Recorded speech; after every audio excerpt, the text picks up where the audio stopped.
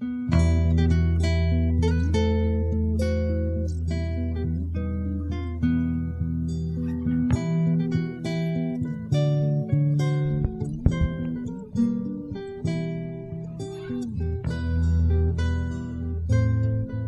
this is not an April Fool's joke, this is MuggleCast episode 272 for April 2nd, 2014.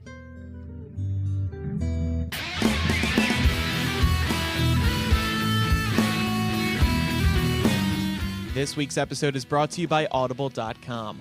Audible is the leading provider of audiobooks with more than 150,000 downloadable titles across all types of literature, including fiction, nonfiction, and periodicals. For a free audiobook of your choice, go to audiblepodcast.com/MuggleCast. Welcome to MuggleCast episode 272. Eric, Micah, and I are here this week. Welcome back, guys. It's great to be back, Andrew. You know, the thing is, I just sent an email around a couple days ago, and I said, you know, there's some news that has been worthy of talking about over the last couple of months, but honestly, more than anything else, I just wanted to hear your voice. Mm-hmm. Because, you know, let's face it, most of the talking that we do, which has been pretty infrequent over the last couple months, we've both been busy, but it's been through text or you know, a computer. It's not verbal. It's not through our mouths. Yes. Exactly. And so it's great to be back doing a show with you and Eric, and it's just it's so easy, or at least I hope it's going to be easy. You know, we just get back into the flow of things. And I think this is easy. I do too. MuggleCast has never been hard, except for chapter by chapter. Other than and that, an occasional episode that had gone missing. People are still giving us crap for not finishing Order of the Phoenix chapter by chapter. Well, here's a confession. I never really enjoyed chapter by chapter because it always felt like homework to me, because we had to read certain chapters before recording. That's true. And it just felt like I was in school, and so it was hard. I still did it, but it was just quite the commitment. I think we were in school too, so we had other homework. Yeah, exactly. I didn't need more homework on top of MuggleCast is my escape, not more schooling. Anyway, well, I have my volume up plenty loud so I can appreciate every single decibel out of your guys' mouths. And it's been 100 days since our last recording. This is actually I did the math. That was what I was doing briefly before we began recording, and it's been actually 98 days since we last recorded a MuggleCast. I think that's our longest hiatus. Yeah, it might be. Yeah, I guess so. Far. Maybe to date or something, but that is how long we can go without chatting, apparently. We find out. Well, I chat with Micah fairly more frequently, but still, this feels nice, and it's good, and at least it's a big enough time window that enough has happened to make for what I think is a pretty exciting episode. Right. Yeah. Well, like we've said, you know, we would always come back when big news comes up, and there was certainly big news over the weekend when Warner Brothers didn't exactly announce this. It came out of a piece, a New York Times profile on Warner Brothers CEO Kevin Sushia. I don't know how to pronounce it. You were good. No, that was good. You just need to add the hara. That was the Sushihara. Parcel tongue version of his name. I gave up mid last name. Anyway, yeah, something like that. So Warner Brothers CEO, he was profiled in a article in the New York Times this weekend. And if you looked closely, you scroll down, you do a little search on the page for Fantastic Beasts, you found a little gem, which was that Warner Brothers is planning 3 Fantastic Beasts, quote-unquote, mega movies. And it was big news because we've heard... See, I was kind of undecided on how big of news that this actually was, because on one hand, we have heard before that Warner Brothers wanted to make a franchise out of Fantastic Beasts, so I don't think anybody was like expecting this to only be one movie unless it totally bombed. On the other hand, the fact that they are planning 3 movies is pretty significant because they have high hopes for this new Harry Potter spinoff, if you will. So what were your guys' initial reactions to the fact that this is going to be a trilogy? Well, I tweeted you did? after I found out the news, and I said that at the very minimum it'll be 4 movies, because we all know that the last one will get split in 2. But right, my initial reaction is, and obviously a lot of people in terms of the responses I've seen have questioned 3 movies. Well, no, it could be more.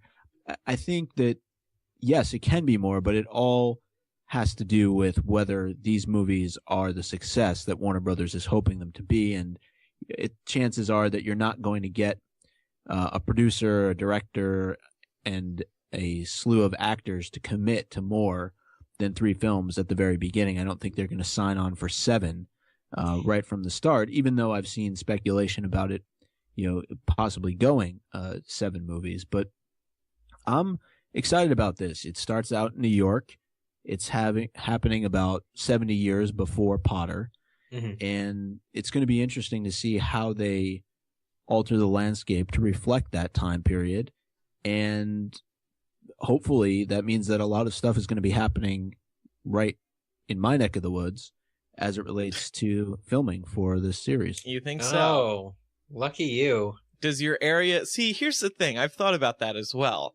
I don't think New York looks like it did back in the 1920s. I think it's changed quite a bit. So you think it'd be closer to do it, to recreate it, if they just did like a studio or a green screen? Yeah, like if they shoot in London. I mean, I guess they could do some exterior filming in New York, but you got to find things that look like they're from the 20s, I think. Yeah. Right. That's a great point. Like Central Park? Yeah, maybe. Possibly. But it'll be really interesting in seeing how much of the film is on location, just like it'll be interesting seeing how much of the film is practical effects or creature effects, as they say, rather than CGI. Because I think if you guys have seen, have any of you seen Noah? It's kind of just came out. I heard that all the actually starring Emma Watson. I heard that all of the animals were CGI. There were actually like no animals at all used in the production of the film.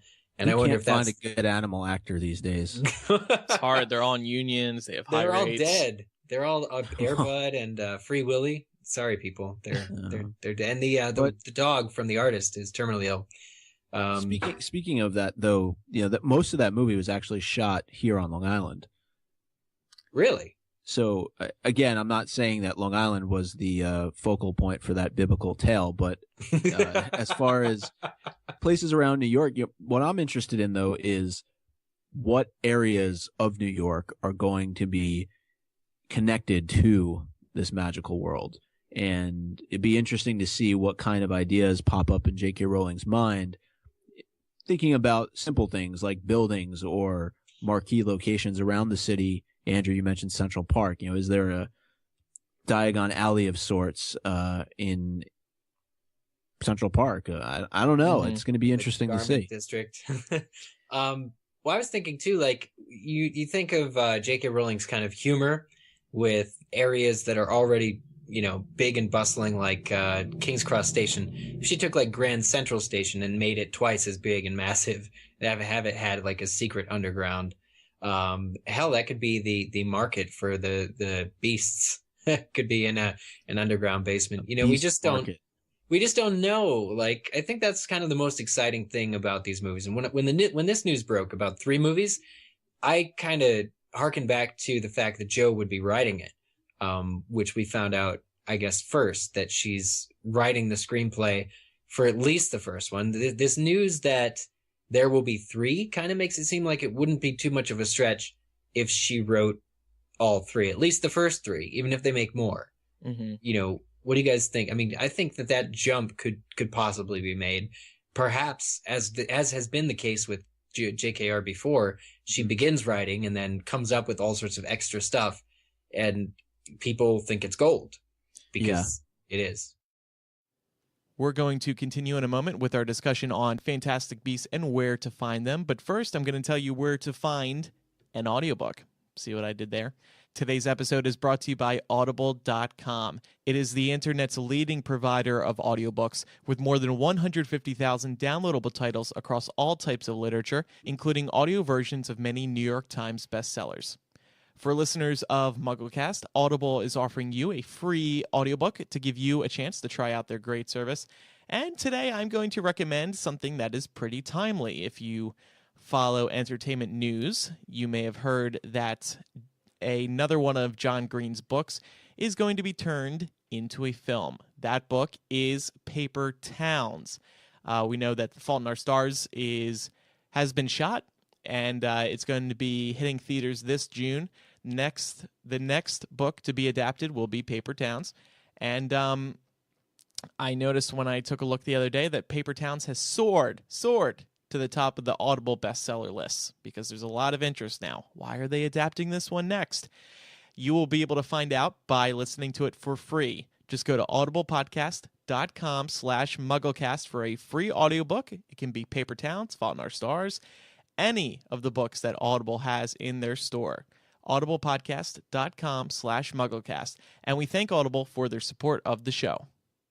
I think right now my feelings are that this is going to be, J.K. Rowling has a 3-part story in mind that are going to be told over these 3 films, and that'll be it. Because for her to be so passionate about this, and, you know, Warner Brothers just, the CEO who the New York Times did a profile on, just going over there and being like, hey, what do you think of this? And suddenly she's all into it. It just doesn't seem like this can really extend beyond 3, and part of the reason I say that is because I've sort of been comparing this to The Hobbit. Now, obviously, there are clear differences. For one, The Hobbit, Warner Brothers' The Hobbit was based on one small book and turned into 3 films. This is very different in that J.K. Rowling is writing all 3 movies, so it's not going to feel stretched or like filled with, you know, things that aren't really necessary. Right. So I think that there's a good chance that this is only going to be 3. She has a story in mind. She said to them, look, this is going to be 3 movies. Can you accept that? They said yes. And what I also think, going along with this Hobbit theory as well, is that they're going to film this the same way that they did The Hobbit.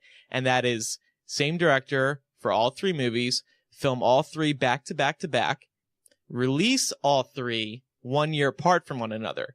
The Hobbit, currently, it's in the middle of releasing them a year apart from one another. We had An Unexpected Journey in 2012, Desolation of Smaug in 2013, and then this year, There and Back Again in December 2014. What do you guys think of that? It's possible. I wonder how much of the same cast will be retained film to film, though. That's the other thing. I think they got to include everybody, just like they did with The Hobbit.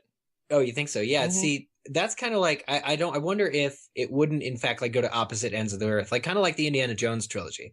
And I'm forgetting about the 4th one, of course, but, you know, where it's kind of a different cast of supporting characters, the same main character. And I also often compare Newt Scamander to Indiana Jones. I don't know if that's accurate. But, you know, where he's in different parts of the world looking for different relics, it would be like different beasts. So I can see it going the way that you just stated. I could also see it going kind of like any other regular movie where they do a sequel, you know, it's a couple years later, depending. So I could see it going either way. It's a formula that works. When I was thinking about this, I looked at the box office totals. The first Hobbit made $1 billion worldwide. Wow. Yeah. And then the second made $949 million worldwide. So it almost hit $1 billion.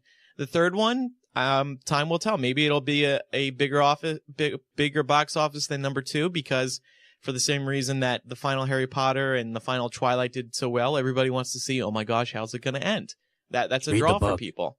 Yeah. Read the book. But you can't do that this time, and that's kind of the joy of it. That is definitely the joy of it. I mean, there's going to be so much interest around this because you legitimately won't know what's going to happen.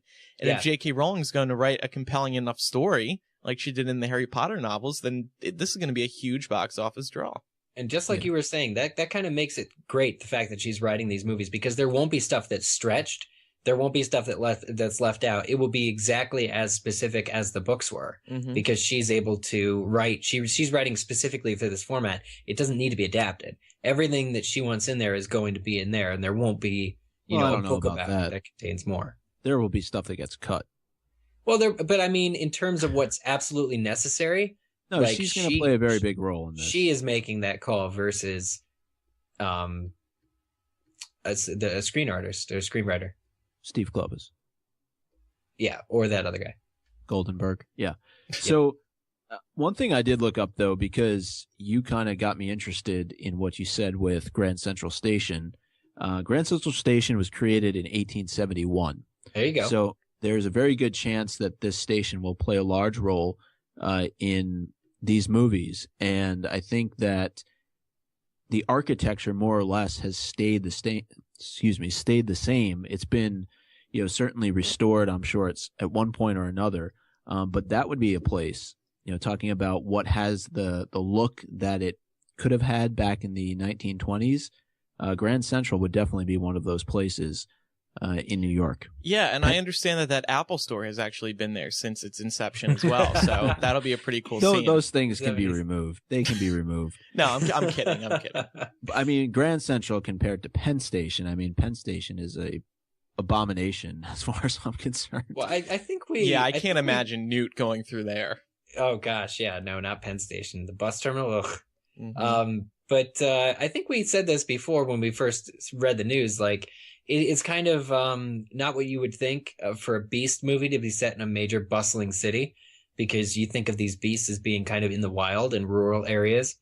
Central Park is going to be filled with nargles and other things. Yeah. So I'm just excited for this world to come to the U.S., even if it's 70 years pre-Potter. That's true, because we never saw anything. We've never seen it. Yeah. From America.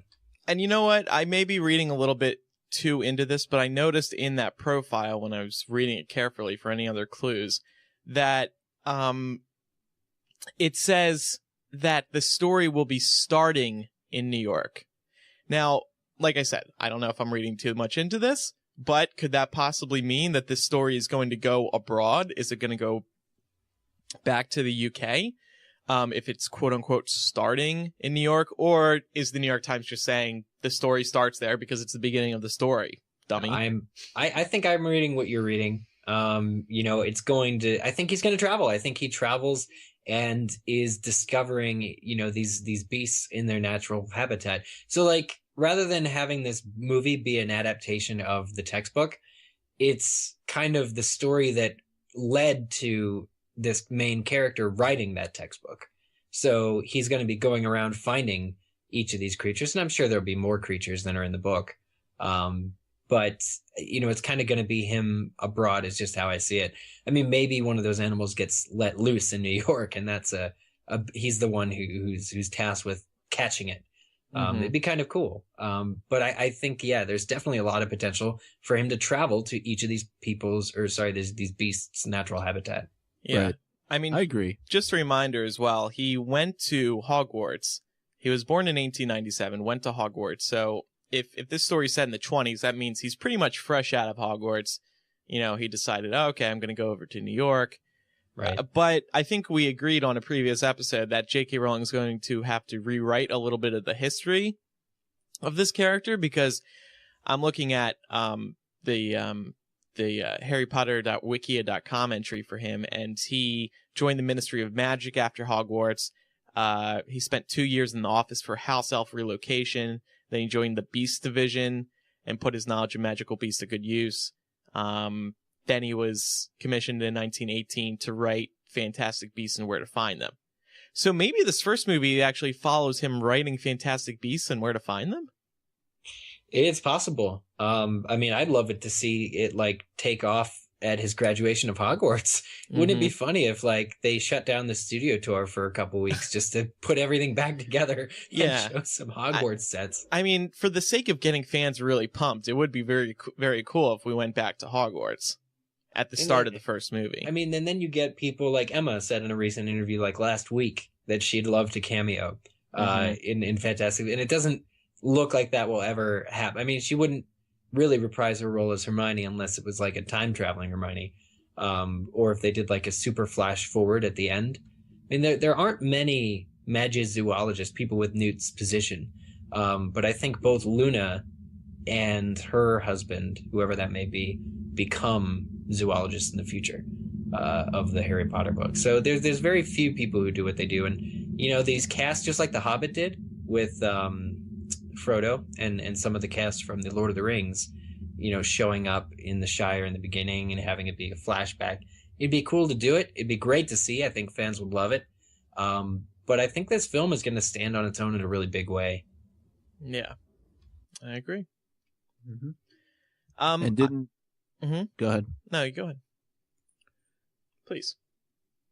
I'm interested off of what you said, though, with how it starts in New York. And does that mean we're only in New York for a fleeting moment before he travels somewhere else, you know, or back to the UK? So I'm hopeful that he at least spends some time here, or maybe he's here for graduate school, or he's studying you know, at some institute here in the United States, and it's brought him to New York, or some special project. I think it's going to be really exciting, and there's really no boundaries for her in writing this. I feel like, for the most part, Eric, you touched on it, whatever she writes is going to make it, you know, the sort of the major plot points are going to make it to the screen. And the fact that none of us have a book that we can really go to and read ahead and know what's going to happen, I think that's what's going to make this, in some ways, more exciting than Potter. Yeah, no, that's a great point. It also, lately I've been wondering if J.K. Rowling could possibly release some version of this story in book form before the movie hits theaters.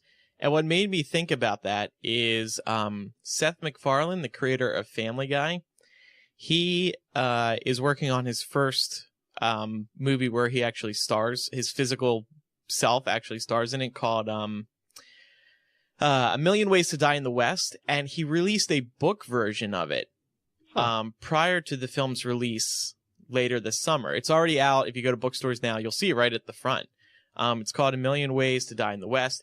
And it's not the manuscript, but it's sort of like an adaptation of the film. And I was wondering, this made me wonder if J.K. Rowling could actually do something similar to this, because obviously for J.K. Rowling to produce a Harry Potter spin-off book would be huge news. Mm-hmm. And I would have to think that publishers are clamoring for this to happen. Oh, definitely. And there are novelizations of popular movies just in general, you know, not written by the screenwriter, but just that's just kind of a thing, is to have books based on the film. And I wouldn't want anybody to write it but J.K. Rowling. As to whether or not it would come out before the movie, I'm not sure. Maybe at the same time, maybe after. But it almost doesn't make sense to not have something that she's written not be in book form. But I realize she's trying something new. Considering her roots. Yeah. Well, speaking of her writing, no. Well, but it actually goes into the other question of, like, did J.K. Rowling really write this screenplay? Because screenplay writing is completely different from writing a book, as we discussed on a previous episode. Right. So, and I mean, from from what we know, she wrote the screenplay. But what does that mean? Because you have to go to college to take screenplay classes and understand how that works. It's a completely different language, storytelling language. From what I gather, though, there are as many different scripts or screenplays, and they're written in as many different ways as there are screenwriters, people writing them. So it's just like poetry. It's kind of like that. Like, there's a script, just from what I know, based on like viewing commentary, like, and behind the scenes videos on DVDs that I get.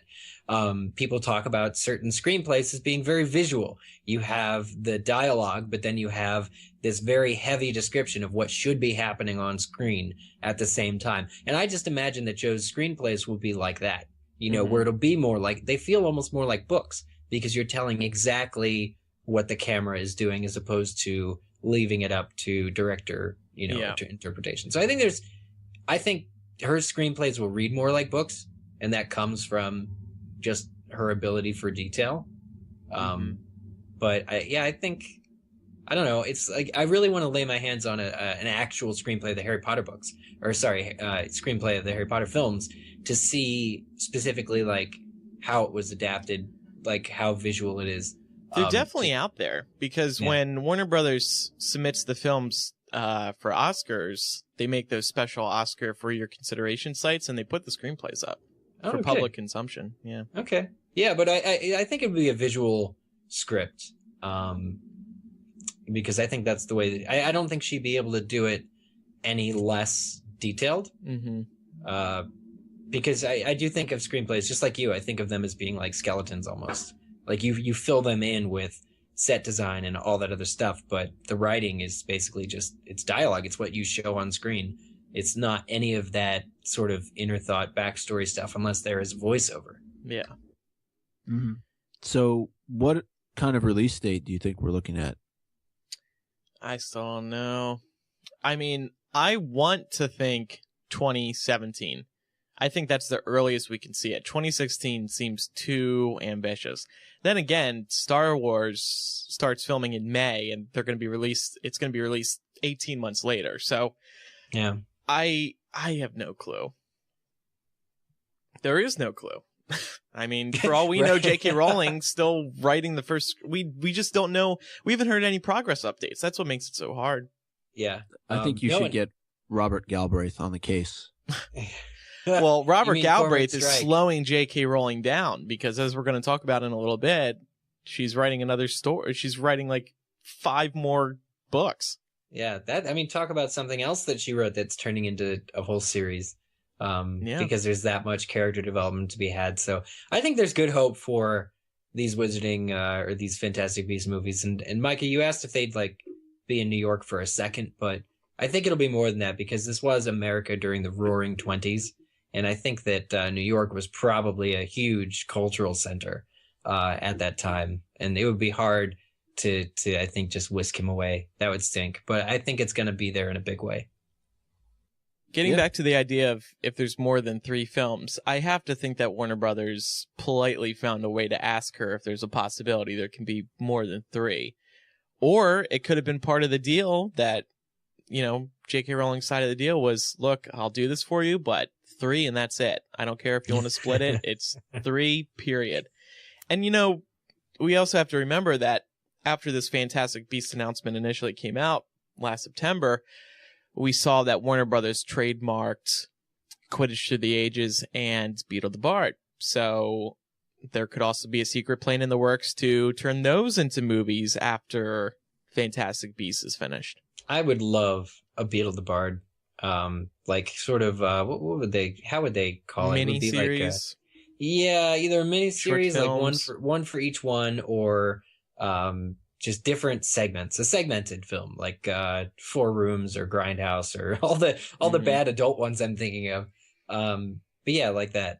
I think it'd be hard to make Quidditch Through the Ages into a movie, but hey, if anybody can do it, I'm sure Warner Brothers can. Was that written by a certain author? Yeah, was it Kenilworthy Wisp? I think it was Kenilworthy Wisp. I mean, if Fantastic Beasts was, you're right. If Fantastic Beasts was penned by one author, I could see Quidditch Through the Ages also being adapted into a film. I mean, maybe this guy traveled the world learning more about Quidditch. I guess that could be interesting. I don't know.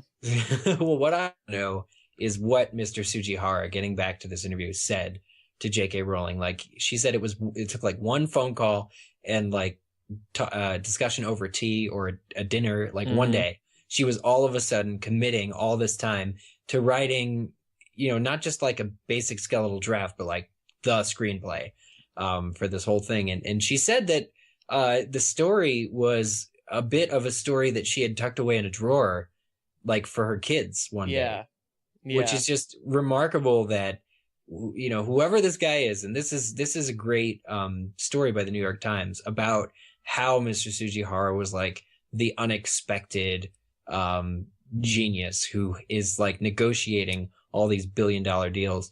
I want to know what he said to JKR to get her to do this, because it's amazing. Like, there's going to be years of new Potter casting. And hey, if they're looking for Americans this time, I'm sure that Micah, is going to go and try and be in one of these things. Are you, Micah? You got to apply? Why not? You know, Ivana Lynch got her start through MuggleNet. Now you can too. That's right. I could stand idly by on the street or walk past. Newt. Oh, you just want to be an extra. Juan, you want a speaking role? I think Micah likes to troll. I could get a speaking role, actually. Do an audition right now. Hey, Newt, have you seen that beast over there?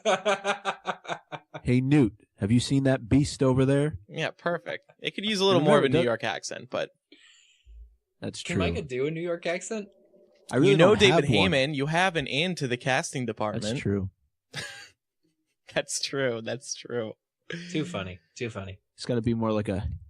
trying to think. I really don't have a New York accent, so it's hard to fake one. I'm thankful. I don't like it. The New York accent. Or Long Island. Mm-hmm. Hey, Newt. Well, keep working on that. In another 100 days on episode 273, maybe you'll have a better audition for us. No offense, of course. Oh. Anything else to say about Fantastic Beasts? I don't think so. All right. There's been some other news that we're going to talk about as well.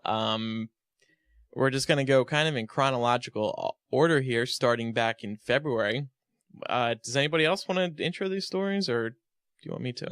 Yeah, I'll talk about this because, as we mentioned before, Andrew mentioned just a few moments ago about Robert Galbraith and the future of the Cormoran Strike series.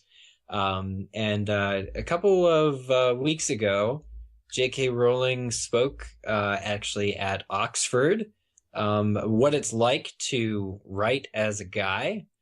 And this was just interesting because it's the first, time we really get her talking about this and how it's different, how your writing is different, how you have to start thinking like a man and the main protagonist, which Harry was, a young boy. It's kind of more gender neutral, all that sort of thing. So what she says is she got inspiration from the film As Good as It Gets.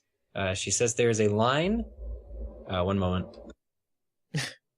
There is a line in As Good as It Gets where a woman asks how he writes such wonderful female characters, and he says, and I'm paraphrasing, she says, "I think of a man and I take out the logic, or the sense. That made me laugh. As misogynistic as it is, because when I write a man, I take certain things out and give free rein to aspects of me that would not be acceptable. To be honest, I think I'm quite blokey. At least I'm told I am, and I like writing both." She thinks of herself as being blokey. I think what she means is she's just being less ladylike in all aspects. She says, aspects of me that would not be acceptable. So I guess she can just be unfiltered and brutal is kind of how she grasps it. Having not finished that book yet, I feel all of your eyes staring at me. Sorry. I totally planned to. I couldn't quite say, except to say that it seemed convincing when I was reading it, and I think she does it well. Yeah, no, I mean, her writing is as strong as ever in The Cuckoo's Calling. But speaking of that, we found out in February that the sequel, well, we knew the sequel was coming. She had said as much. The official website said so. But in mid-February, we learned more about the sequel. It is called The Silkworm. It's going to be released June 24th. And this one follows a novelist. Well, it's about a novelist who goes missing. His wife calls in, strike, of course, and at first, Mrs. Quinn, that's the wife, just thinks her husband has gone off by himself for a few days, as he has done before, and she wants Strike to find him and bring him home. But as Strike investigates, it becomes clear that there is more to Quinn's disappearance than his wife realizes. The novelist has just completed a manuscript featuring poisonous pen portraits of almost everyone he knows. If the novel were to be published, it would ruin lives, meaning that there are a lot of people who might want him silenced. So that's part of the synopsis. I think that's a very interesting premise. So I enjoyed the first one, and I'm very much looking forward to the second one. Yeah, that premise seems a lot like sort of what interests Joe, and we know that from the Potter series with the press and certain things that Harry wished didn't get out or did get out. I think it's a topic of fascination in the way that the first book featured, and I'm told that it really focused on celebrity and how celebrities are badgered or portrayed. And sort of the price of fame, as it were. So, yeah, I think it's probably, in spirit, very fraternal with her other work. It's going to be not as much a flow, I think, as we had with Potter. And what I mean by that is it's not like, Harry's story kind of spanned 7 books, and you knew that you were going through his entire career at Hogwarts, whereas with Cormoran Strike, I feel like you're just getting individual stories about the cases that he works. Right. I'm sure that at some point, if she is indeed going to write 7 novels, which has been speculated, right? Yeah. Then there are pieces, I'm sure, that J.K. Rowling will do a great job weaving in from novel to novel, whether it's characters or things that have happened in the past. But it's a different kind of writing, I think, for her, because, it's just, it's sort of these unique cases. And, right. The only other thing that I saw in this article that I thought was noteworthy is that she's already writing the 3rd. So clearly she really enjoys this character, really enjoys the series. But to touch on a point that you brought up earlier, is it interfering with her writing the screenplay for these films? Mm-hmm. I don't really care. I mean, I'm fine to wait for all of this. You don't? Are you sure? I care. I mean, but if you think about it, the more time she spends on Robert Galbraith being Robert Galbraith, then the less time she's spending on Fantastic Beasts. And this is not to fault her by any stretch of the imagination. I'm just saying this is fact. If you spend more time doing something else, you're going to have less time doing, why? It's just what happens. Maybe. Try and think of it this way, though. Like, say her creative juices are flowing and the muscle is being flexed. Like, once that starts spinning, it's easier to multitask and come up with equally brilliant material no matter where it is. Like, once you're in the writing mood, or like, think of it like that, where because she's doing Robert Galbraith, she can also do, Fantastic Beasts and whip it out kind of at a faster pace, because she's not just doing one thing. But we also have to consider, does she want to be that busy? I mean, this sounds like these are 2 full-time jobs between writing several more Robert Galbraith books, if that report that I'll bring up in a second is true, and then 3 Fantastic Beasts movie. I mean, this sounds like a tremendous amount of work. I think she does want to be that busy, because she was before, and I think she had a few years. She had a few years where she said, it's important that I take time off. And she did. Right. And no tweets happened, and no news happened. Right. And no tweets have almost still happened. But I think that she misses it. Or not like necessarily misses it, but if I could speculate, I would say that the pressure for her, she's ready to receive it again. And I think that she's ready to operate under similar circumstances, but she is calling the shots. Like, if she needs to take more time off between this book and the next Cormoran Strike book, I'm sure she will. Like, she'll never be, she's fortunate to never really have to feel pressure of a deadline again, because she's making up all the roles. Yeah. So, I mean, the first one came out last year. This new one's coming out this year. I would be shocked if the 7 books is true. I would be shocked if she releases one every year, 7 years in a row. Right. There's no reason to release them a year apart from one another. I agree. And not to mention, how about some other books that she wants to write? Surely she doesn't want to live in Robert Galbraith and Fantastic Beasts for the next 7 years, because Fantastic Beasts is going to take multiple years. That's true. She almost made, she always made those jokes, though, before, that she goes out in public with a mustache and a shirt, a top hat. I'm glad she has a shirt. Yeah, but maybe she really does want to get into that. I would just add this, though. I think, though, and I'm not saying there's pressure at all. But one thing to keep in mind is that she did not intend for Robert Galbraith to be revealed. Right. So there's a chance that she could have taken much more time in writing these novels over a period of, let's say, 10 years and slowly release them to her own satisfaction. It was only once the news became public that she now realized that, well, if I really like this character and I really like this series and the direction that it's going in, I'm going to have to continue to write because people are going to want to read it. True. And Fantastic Beasts may have been something that she could have focused more of her time on, but now she's in a position where she has to continue to do these two things side by side. And I think with the Cormoran Strike books, maybe she just had a really great cliffhanger at the end of the last one and she had to go write the third, or maybe it's just all Eric, as you said, like that muscle is working and she just wants to keep writing and writing and writing. I think a lot of Fantastic Beasts is already written in some way, shape, or form.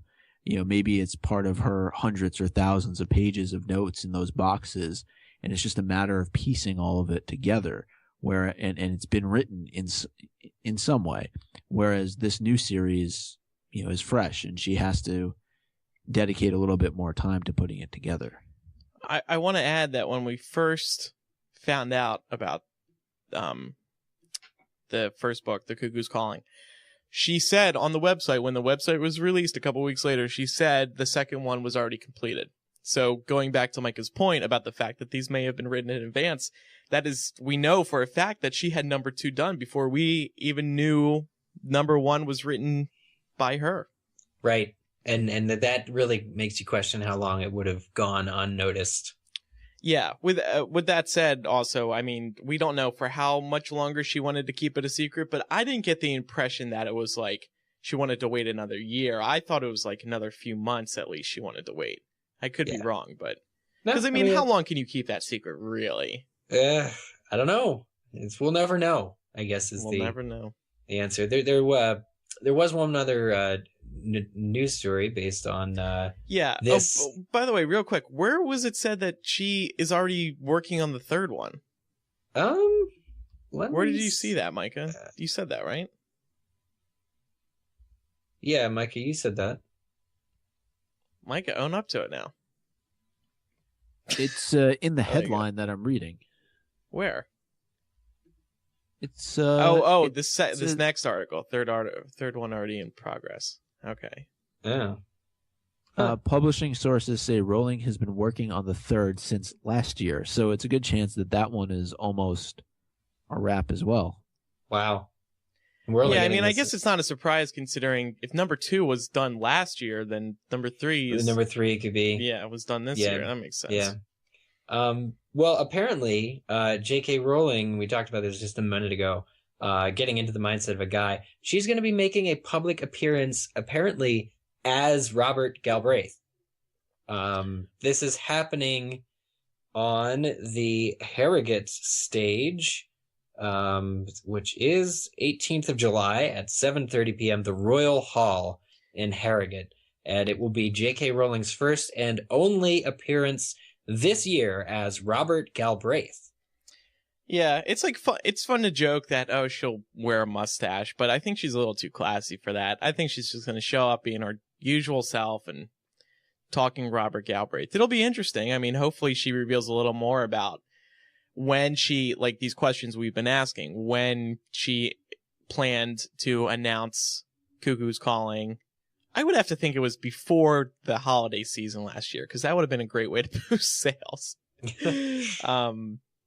You know, and then also, like, how many books does she intend on writing? So this will be good. Hopefully it'll be a fruitful event. And that information comes from Robert Galbraith's website, actually.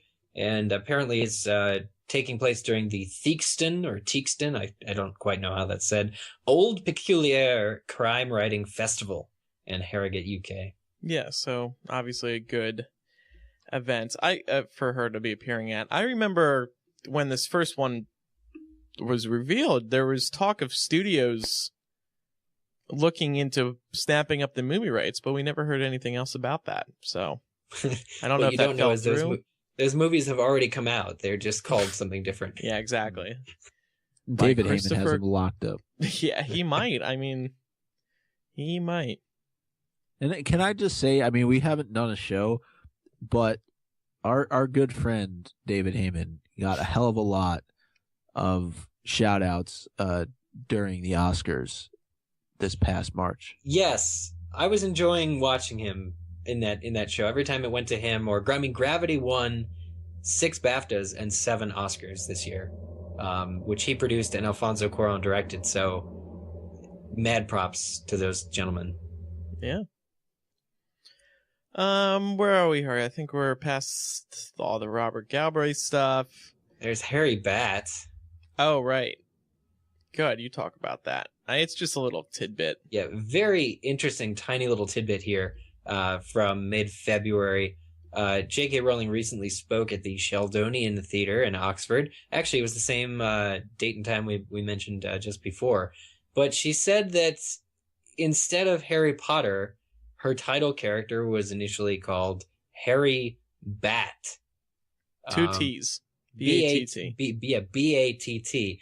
You know, in one of those strange kind of what would have been, you know, we could talk about would it have caught on, all that stuff, because he's Harry Potter, and everybody knows that. But just an interesting kind of first name.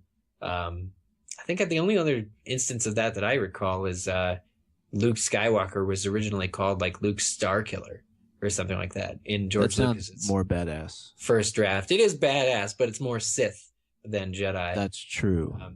So Harry Bat doesn't have that much of a ring, as much of a ring to it. If Harry Potter rings, we're biased. I don't know if Potter Bat rings. just sounds like one of those boring British names.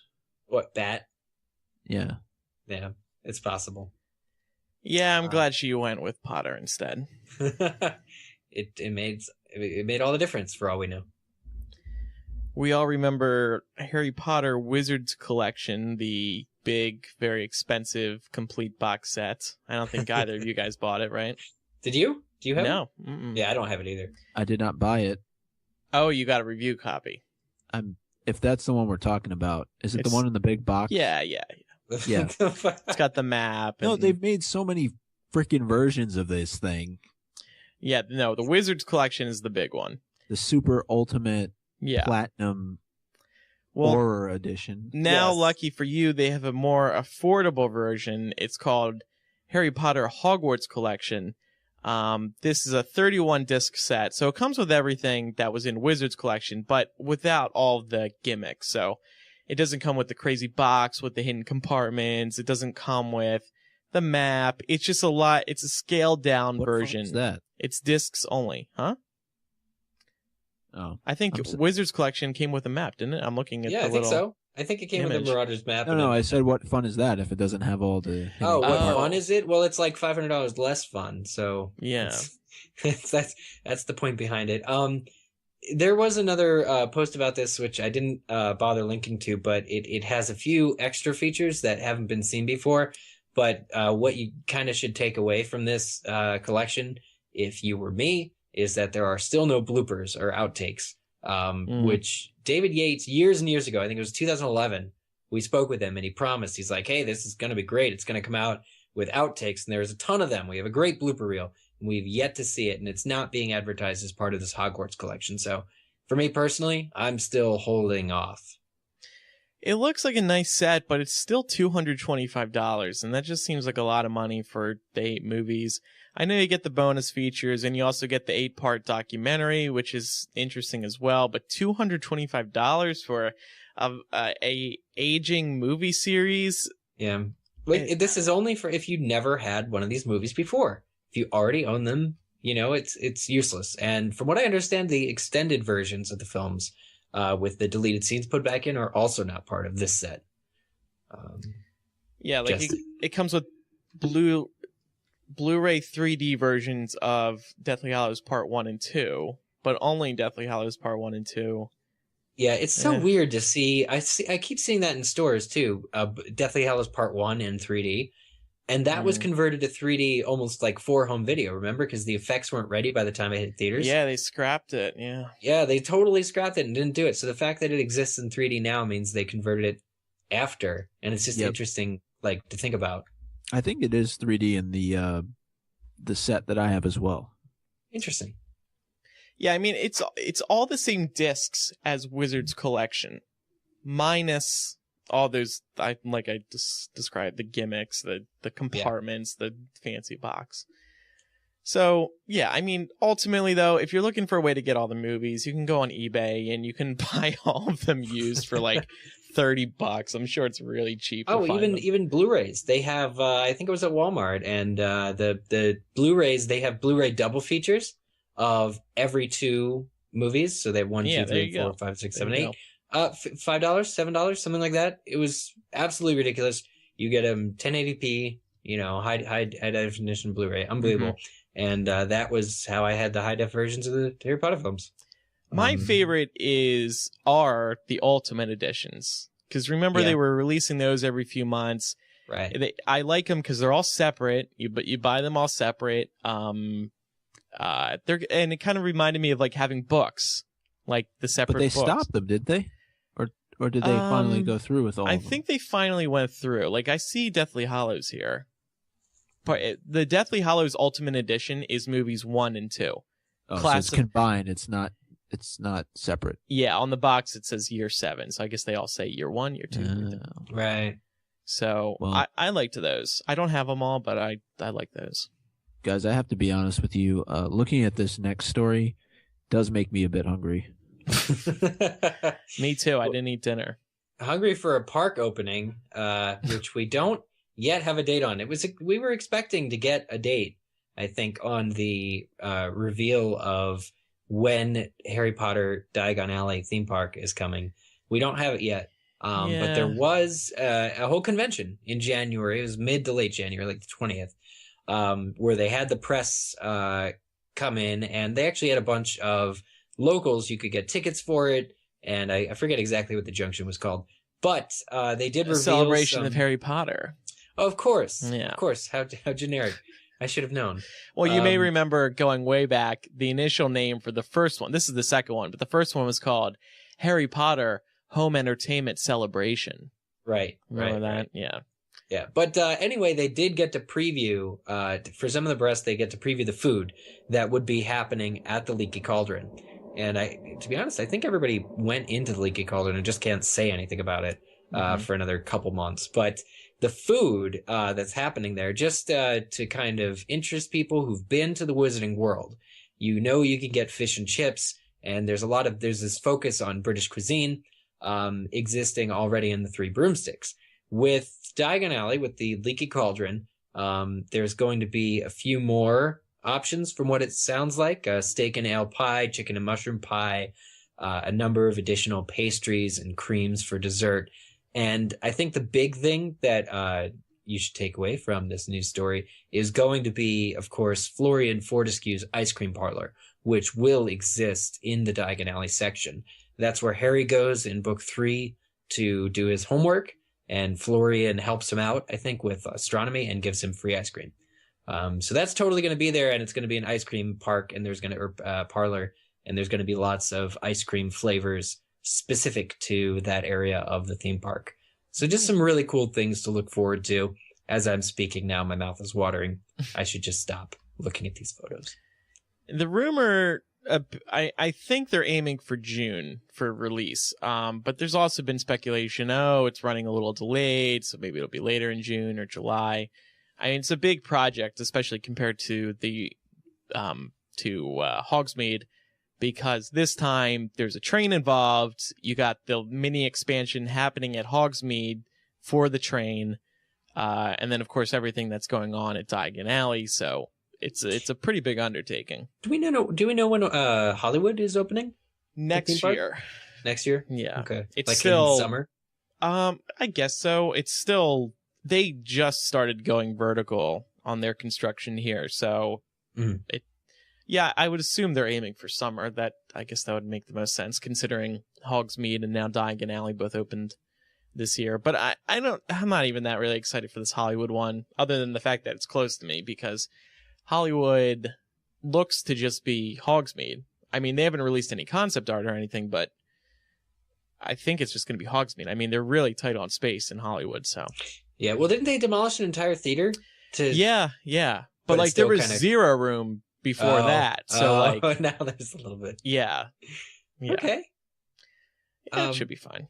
Yeah, but this is exciting. Obviously, these plans have already happened, and we're just finding out about them little bits by bit at a time. Mm-hmm. Yeah, it's some heavy British fare, to be honest with you, to be serving in a very warm climate. But yeah, well, I mean, they did that with the first one. I mean, they did fish and chips and I don't know what. Yeah. I can't remember what else. Bangers and mash. I'm trying to think what else. But yeah, that kind of. We're Americans. We like to eat a lot of food. That's true. Yeah, it's true. It's very true. So at least I'm looking forward to it. At least with the Harry Potter parks, there were like dietary restrictions. Like there's no soda being served in. But you can have butterbeer, which has about 5,000 packs of sugar in it. It's true. There are some exceptions to the rule, Micah. I don't make the rules.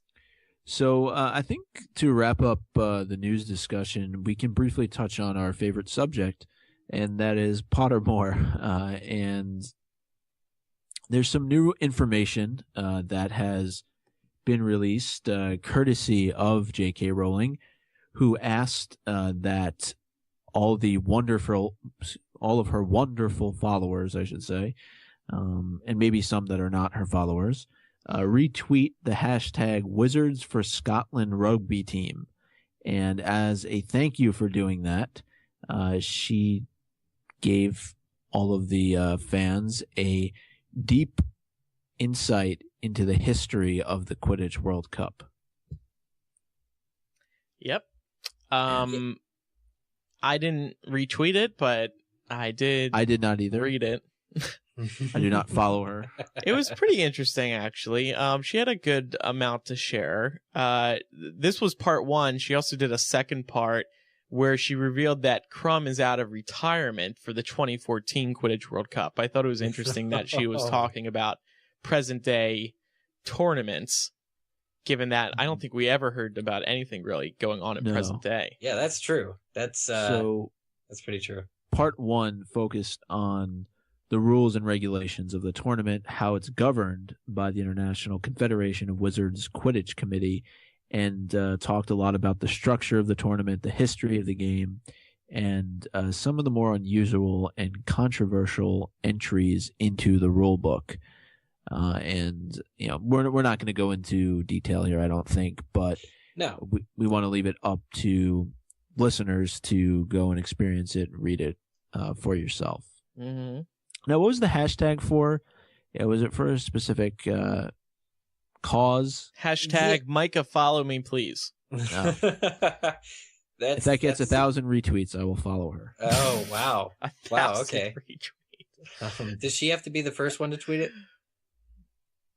The tweet was Wizards for Scotland rugby team. I don't totally it had something to do with rugby happening over in the UK. Right. Yeah. But I couldn't say what, but it was definitely something like that. Yeah, I think it's probably just the general support of Wizards being us for the rugby team over there in Scotland. It was a clever thing in that J.K. Rowling got directly involved with Pottermore and rallied her followers, and obviously was tweeting more, which is a good thing. So, yeah, I agree. There actually is one more news story, and that is that the Bloomsbury has decided to republish the UK children's edition Harry Potter books. Yeah, start saving up for this new set. I do have the children's editions from the UK, though. Yeah, I mean, those were the best. Yeah, they were the best. They're still wrapped in plastic. I haven't opened them. So. Oh, wow. Well, you're not missing much on the inside of the book. Let me tell you that. The UK editions don't have chapter images. We were really spoiled with Mary Grand Prix. Mm-hmm. And really beyond the chapter images, which, you know, our listeners may be like, he's crazy, who cares? They actually don't change the font for Hogwarts letters. and different letters that Harry gets in the mail from Sirius. There's that one in book 3 from Hagrid where the teardrops are on it because Beaky has just been sentenced to death. All of that stuff that was like, Hagrid's scrawling handwriting or Mafalda Hopkirk's beautiful script. None of that is in the UK editions. It's all just one font. I think it's Garamond, it just takes you out of the experience. The way that the US versions took you into the experience, I can't read through the UK books because they don't hold my hand in that way. Mm-hmm. But they don't hold your hand. Maybe they will this time, though, because this new reprint, this new version of the series, is going to be redesigned inside and out. Exactly. That was something that they said in the press release. So maybe it'll include chapter art, and maybe it'll be Mary Grand Prix. I mean, I don't think there's any reason not to just use hers unless they really want this new illustrator, Johnny Duddle, to do them. I guess that's possible. Yeah. Duddle, like bat. Duddle like a what? Like bat. I didn't. Oh, yeah. So, but I mean, if they do use Mary Grand Prix, she might be able to make a nice little penny off of that. No, I don't think she makes. I really don't think she makes any money off her art. No, I'm actually being honest. I heard that I once. bet she will. No, well, she probably didn't. She probably does. She probably doesn't get a nickel every time a Harry Potter book is sold in the U.S., but like they would pay her, I think, to use them in the U.K. because it's a completely different deal. Right. I have a feeling that they'll do it all different. There's a quote from Johnny Duddle who says, "I'm hugely excited to work my way through the wonderful books. Couldn't have asked for a more enjoyable subject matter. It's exciting, daunting, and I feel the weight of responsibility. I am just hoping that my illustrations faithfully reflect the characters and world created by J.K. Rowling." So it sounds like he's talking maybe a little bit more than about covers only. True. I had a guess from that quote. True. And he's known for doing picture books, which have a lot more pictures than just the front and back cover. The picture books that he's known for include The Pirate Cruncher and The Pirates Next Door. Yes. Which we all have and have read. And yes, we love those. It's the same, yes. Just like we've seen all the content from the new... See, here's the other thing. Okay, so we have this Bloomsbury. So Bloomsbury is really re-releasing them with the new covers. And then also, beginning in 2015, they're re-releasing them, the complete illustrated versions. And those are the ones that we don't know for sure, but they call them complete illustrated versions, meaning there's going to be a hell of a lot of pictures inside. Yeah. Yeah. So it seems strange for them to do this a year before the illustrated books come out. Just trying to make money. It has to be about the success that Scholastic just had with Kazuo Kibuishi's work, about rebranding the series, about not having them just look the same as they did 15 years ago. Yeah. Although they tried it once before with the 10th anniversary, and that went nowhere because they never followed it up. I think this whole just blanket redesign is something that in the Potter books, at least in the UK, they had the adults and the children, so there was variety that you'd see in the bookshop. But I think, they're in the same situation where they think that making it look a little different is going to increase sales, or as the sales speak, is, of course, to introduce these books to a new generation.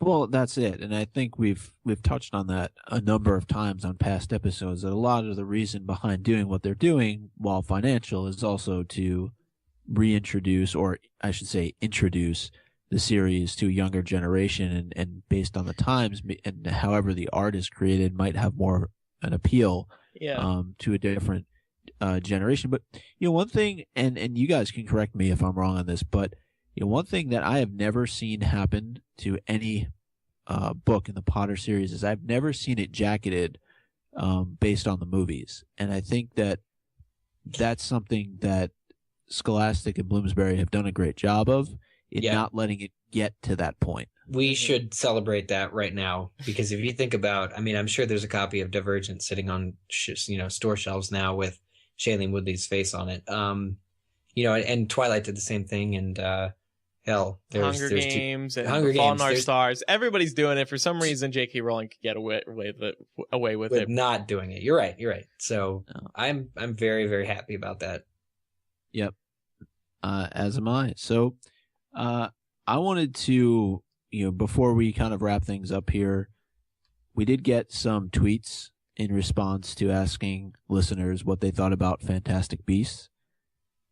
And go for it. Let's go through and read some of them here. Kristen Burford says, "The boys are back in town." Yes, we are.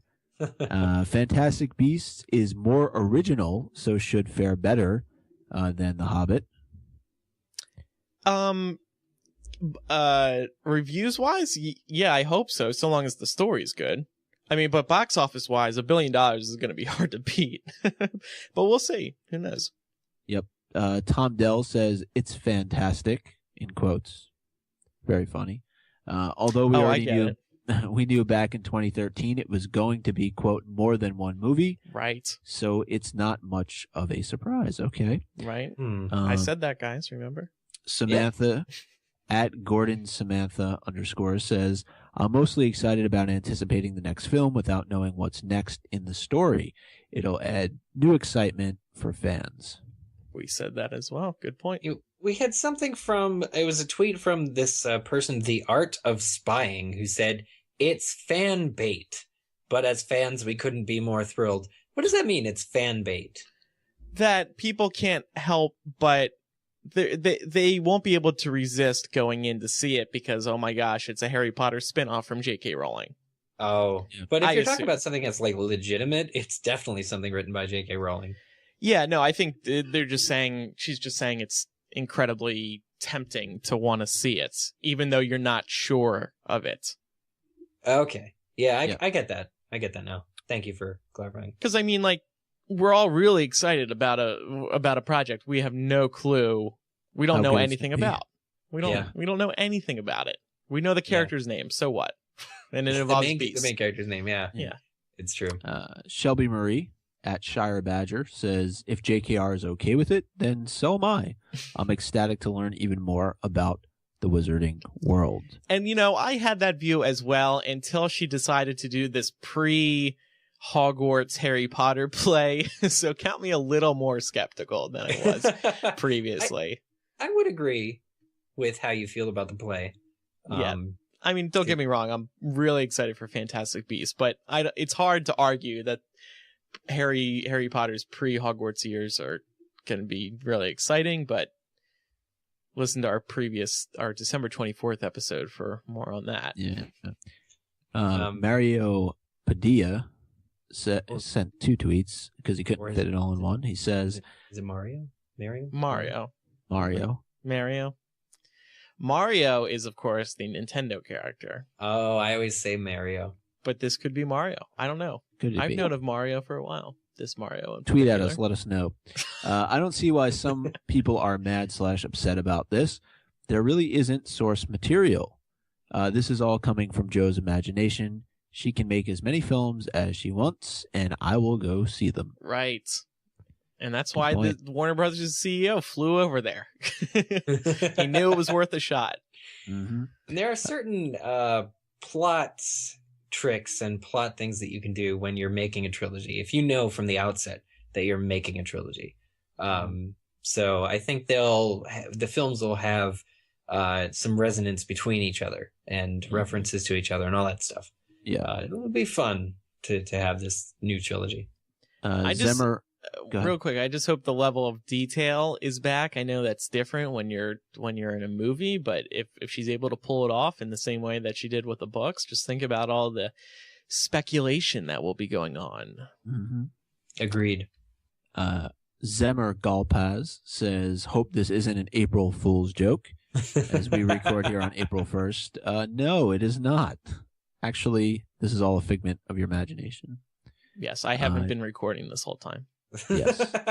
Trinica says, "Even if it's just a cash cow, I will never say no to more Potter material." Sarah Tavares, "I hope Cuarón will be the director." What do you Could be feel? Possible. Andrew, did you like Gravity? You saw it, right? Yeah. Yeah, I thought it was good too. And I'm wondering, because of how I feel about the third Harry Potter book, would I give him a second chance? Not that it's my decision to make, but would I be like excited about an Alfonso Cuarón Harry Potter movie?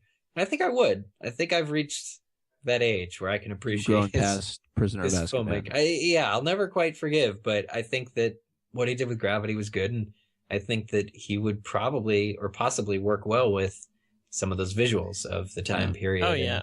I think Fantastic Beasts would be great for him based on what I saw in Prisoner of Azkaban. I mean, I'm one of those people who liked Prisoner of Azkaban. I know there's a big debate, but... No, that's fine. Yeah. Yep. It's just, considering he kind of rebooted the visuals of Harry Potter, I think he has a strong sense of the wizarding world and what you can do with it. Yeah. Yeah, he would definitely be a top, I think, pick for... to direct this, and because I mean, really think about it. Who do we trust with this project? You think creatures, and you think Guillermo del Toro, but those are all creatures with knives for fingers, and I don't 15 eyes. So I don't know. I mean, the profound visual directors in Hollywood. Right, like, would people be excited if it's a director who just really doesn't have a good resume? I mean, it has to be somebody with a really good resume, I think. I would agree. Yeah. And let's also remember that Alfonso seemed interested in the idea of Fantastic Beasts when Vulture approached him at a party a few months ago and asked him. And he said, nobody's approached me yet, but yes, that sounds like an interesting idea. And given their relationship with David Heyman coming off of Gravity. Right. It's can't miss. It's can't miss, yes. And it would now be directed by Academy Award-winning director Alfonso Cuarón. So which I guess would be the first time we could say a Harry Potter movie was directed by an Academy Award winner, unless Chris Columbus won something before. He's an author now, actually, and the sequel to his book, it was called House of Secrets, is out. The sequel is out now as well. You know, we got a funny tweet here. It's kind of sarcastic. We look for this occasionally. The tweeter is called Look at the Flowers.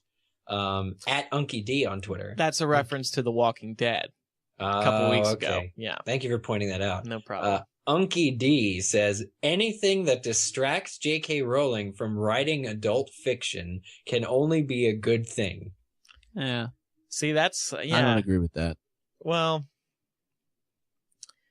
obviously, this person does not like Casual Vacancy or Cuckoo's Calling. So I didn't like the Casual Vacancy either. It was rough, but I did like Cuckoo's Calling. It was rough. Yeah. No, you're right. It was rough to read. I couldn't finish it. I'm still looking at it sitting there taunting me. It is. In fairness, I'm looking on Amazon right now. I mean, 4 stars. That's not bad. Oh, yeah? Okay. From who, though? I mean, an overall rating, 4 stars. Mm-hmm. Right. So your copy of the Cuckoo's Calling... It's actually worse. It's 3 stars. There you go. Casual Vacancy? Yeah. Out of based on 4,600 reviews. Wow. That's a lot. Yeah. Well, but it wasn't Potter. But we do have one final tweet here from Helen Kelly, who was actually, touches on our director discussion just a bit ago. So exciting. Interesting if it will have the same director or different ones. Would like a variety. So Helen would like to see more than one director throughout the course of the films. I don't Depends think how so. they shoot it. Yeah, Andrew, like you were saying before, if they do it kind of all at once, chances are it's going to have the same. I think it should have the same director. I think it needs consistency. Exactly. The Potter films did not have that really, and I think that we were just joking around about the Oscars, but I think that potentially hurt Potter in the Oscars a little bit, not having the same director throughout. I don't know about that because the last 4 films did. Yeah. Yeah, but there was also the stigma of, Harry Potter's a children's series. Yeah. Well, and it wasn't really American. I mean, you can say, like, what makes a film American because it was funded by brothers, but maybe if it's set in New York, that people will react more kindly to it. Maybe. Yeah, well, especially if it films in New York, too. Yeah, then it feels more local. There was something else I was going to say about this. What were you just saying, Micah? It was about directors. Oh, yeah. If you look at True Detective, a series that was on HBO earlier this year, people are like, it's amazing. Yeah, everybody loves it. Everybody says, oh, it's the best thing, you know, maybe better than Breaking Bad. Oh my God. The entire 8 episodes was directed by one director and also had one screenwriter. This is like a big trend. I mean, people can really appreciate this consistency across multiple stories. And I think Fantastic Beasts would really benefit from that. I don't think you can switch from director to director for this, because if you did, you'd be running the risk of them losing the vision when Warner Brothers this is already a risky bet for them. I think you got to play it safe where you can, and one way to do that will be same director. Just like David Heyman's going to produce them all, and it's probably going to have the same cast all the way through. Yeah, I think you have to have also, in my mind, it has to be somebody who is familiar with the Potter series. You can't bring in a director that hasn't worked on the films before. I don't think it'll work.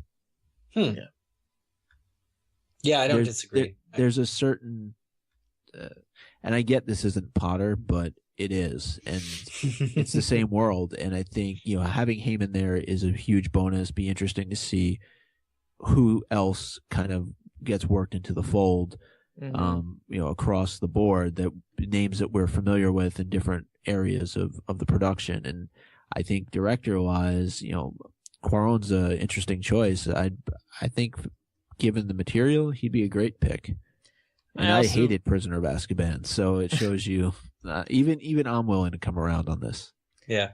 I think it's also a safe bet that Stuart Craig is going to be involved in this as well. The production designer. I mean, he's been actively involved in the Harry Potter parks, so his mind has been in it all this time. And I'm just looking at his IMDb right now. He had a film in 2012 called Gambit, and then he's in pre-production on Tarzan. And guess who's directing that? David Yates. Harry Potter 5 through 8 director. So, there's all these little connections still lingering even past Harry Potter. Yeah, I could see sort of the family reunion taking place here on some level. I mean, and I think you want that because, and I would think, I'm not obviously saying that I know this for certain, but I would think that J.K. Rowling would want that because you've already entrusted Potter to these people and they did a great job with it. So why wouldn't you want the same group of people to make Fantastic Beasts? Then again, a different director and a different feel might be a benefit. If you look at, I only just found this out. This isn't knowledge I normally store in my head. But the first 3 Star Wars episodes, 4, 5, and 6, all had different directors. A New Hope was George Lucas. Empire Strikes Back was Irvin Kershner. And then the Return of the Jedi was directed by Richard Marquand. So you think of Star Wars like that is a cohesive, coherent visual look. They go to Tatooine in 2 of those 3 movies, and they have Death Stars in the other 2. But the movies are different enough because they're different parts of the same story. So I could also see them maybe doing different directors and having that be a benefit. I don't know. I don't know that this, I was going to say I don't know that it's on the same scale, but it could be from a revenue standpoint. Right. Well, I'm also just comparing HP to Star Wars a lot lately because they both have 3 films that are in the pipeline. So it's kind of like a great way to say, hey, these are very similar in very similar situations. Mm-hmm. Right. Okay. So that's it for the news. Thank you, Micah. No problem. Usually I don't know what happened there. It used to take, 90 seconds? This took 90 minutes. To do the news? Yeah. Well, we were way back in the day when it was pre-recorded. I miss your little jokes. I miss your your pre-recorded news. Well, the big mistake we made with the pre-recorded news was that you were reading the news and then you would move on to a variety of different subjects and then we would repeat them. Right. So it was, or sometimes I don't know if you'd even discuss it. You just move into your what we wanted to talk about, discussion, theory discussion for that particular episode. Mm. News was an afterthought, and now it's our priority. It's the only thought. That was 8.5 years ago, guys. Can you imagine that? Yeah, it's crazy. Yeah. But once Fantastic Beasts start up again, God knows what we'll be doing then. But I have to imagine there's going to be some speculating going on if J.K. Rowling, like I said earlier, does as good of a job as she did with Harry Potter. Which I think there is no doubt. Andrew, are you going to LeakyCon in July? No. Oh. Not to ruin that, but... Oh, really? No. I don't think so. No, I don't think so. Oh, okay. Yeah. Okay. But you'll catch the park sometime, surely.